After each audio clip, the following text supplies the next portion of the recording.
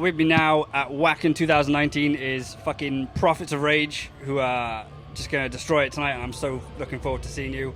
I saw you at Download, that was fucking awesome, and I'm hoping to get catch you in the UK sometime next week, sometime like that.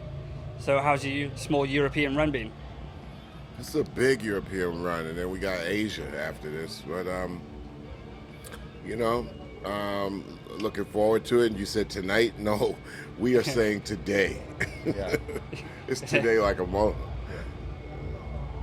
Awesome. I mean, so Made with Hate is just such a good track, and I'm guessing when you have such like a kind of a message, is it easier to write hits, almost like radicalize? Like the idea first. Yeah. Well, the idea, I guess, when I write lyrics or B write lyrics, it comes out of the conversation. Timmy came up with something he was saying, and then I kind of have a pen and a pad close by, and then I said, "Yo, I wrote that shit to what you talked about the other day when he just was.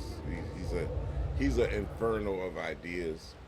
So I just kind of like orbit around him at times, Oh, okay. and then I go off. Don't put him out, kind of thing. Start it up. So how's the?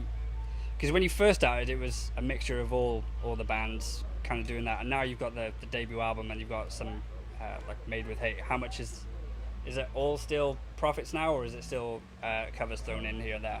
We do a mix of our catalog for sure in our set, and we also play Prophet songs, and we're still a young band, and we're still, we're working on our second album, so I guess we'd be back to second, and so we found our sound right now. Yeah. And it's like, like Made with Hate is more of an example of our sound, and as far as I'm concerned, our sound is a mixture of myself and Brad and Tom and Chuck and Be Real, but also DJ Lord. And DJ Lord is an integral part of this thing, and it's really like it's gone to that. So it's Made with Hate a kind of a vibe of towards where the second album's going, or is it just a single for kind sure. of thing? It's like a different sound. It's like Lord can do so much, and to be able to use him, and he's a true turntablist, and to be able to use him in accordingly is it's an amazing thing. It really is. All bouncing ideas off each other and alternating a song and all sorts. It's more than just guitar, bass, and drums and vocals. Yeah. It's guitar, bass, drums, vocals, and DJ. Is it easier getting? Is it hard getting that balance of all the three, or is it okay to peak at some songs? Well, it's supposed to be difficult. Yeah. Okay. It's difficult, especially when it comes down to the mix and the mastering.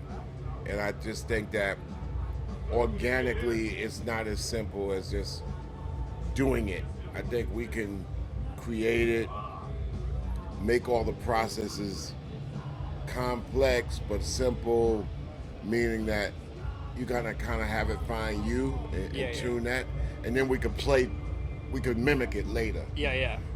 Which makes it enjoyable, that you can mimic anything that you create, but the creation is not just like get in a room and just and then record it and then that's going to be it. No, so there's a couple other layers to the process that are unconventional that we think is a present and future of rock or rap or anything you want to put a name to.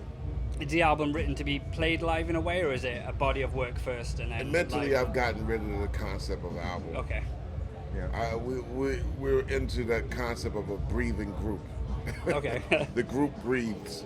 Yeah. And it sweats, and it breathes. That's. There is no time.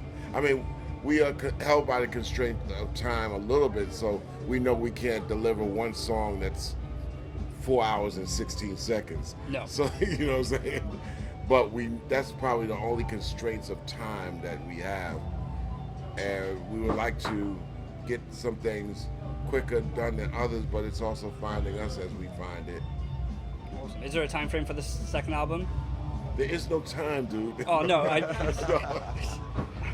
What do you say, Jimmy? I mean, the second album, no, there isn't. And so far we've put out a couple tracks, and hopefully we'll continue to do that. That's the way I would like to do it. So I don't know, we have a bunch of great songs, and they keep getting slightly refined in different ways and figured out, and you know, sort of the song writes itself, and it's not like you go to the well and come out every time with something, you know, and you have to be okay with that. It's got to be fun, and if you let it happen, then the song kind of does like write itself, you know.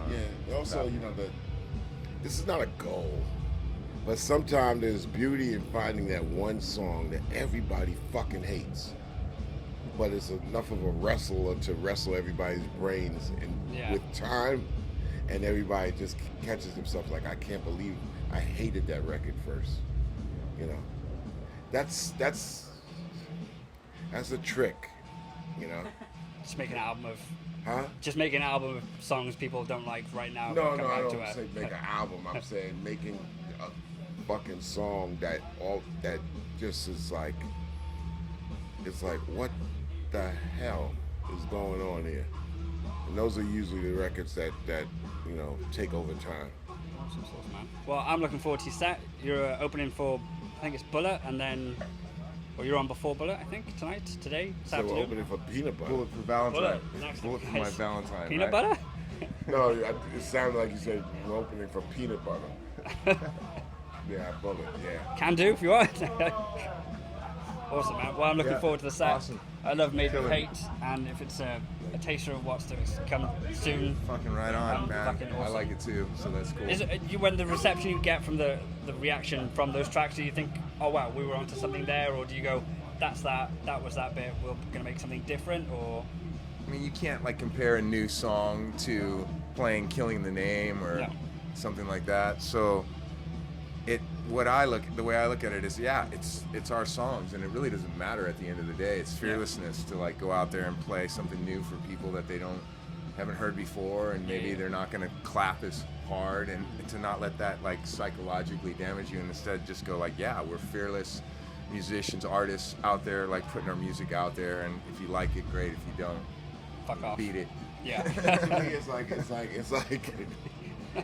like an outfit. You know, that you first buy it out of the store, and we sold it together. Now we're tailoring it, Okay. and then a performance is a tailoring. You know, so somebody might look at that. Oh man, it's an outfit, but does it fit the body yet? Right now, the new songs are fitting the body. That's cool. Pins holding it in. That's fine. Huh? Pins are holding it in. Taylor's, yeah. Exactly. Can't think of any Taylor analogies. I know. It's Yeah, just like, that's a yeah, good I one. guess. Sometimes it's a beautiful moment. Yeah, you're not really doing your best and playing your best or spitting your best on a song that you're discovering, but it's a beauty in that only we can share, because you know that it's going to be temporary. Then you're going to know it so well that you're going to organically sweat it out. Yeah. Yeah, But then there's a you'll never. fine line between a mistake and genius. Right.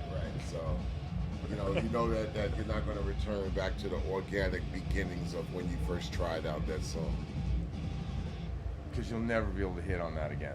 It also brings a certain nervousness too.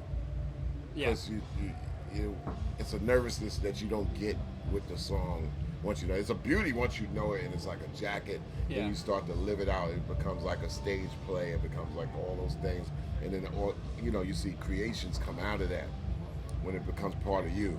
But that whole thing, it's like going on your first date.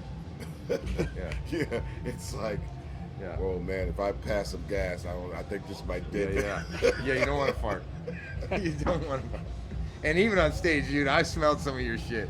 And There's been a couple And I times. smell some of yours Yeah. too. I'm right You next have. to you, dude. I fart. Yeah, I know I fart. You don't have to tell me. I fart. Nice one, guys. All right. I look forward to it. man. Killer. See, I can get away from them because I'm not chained to the axe. Yeah, I'm in the zone. I can't. I'm in that I fucking can run cage. over Tom's side and blame it on him. And laugh about it on the mic. Like, I think there's been one time recently, maybe the last show, where you said, "I'm sorry," and I smelled it. You said sorry about that, I think, to me. No, I said sorry about something else. Okay. I thought you farted and fucking No, apologized no. to me. I was trying to run it, stay out of your way.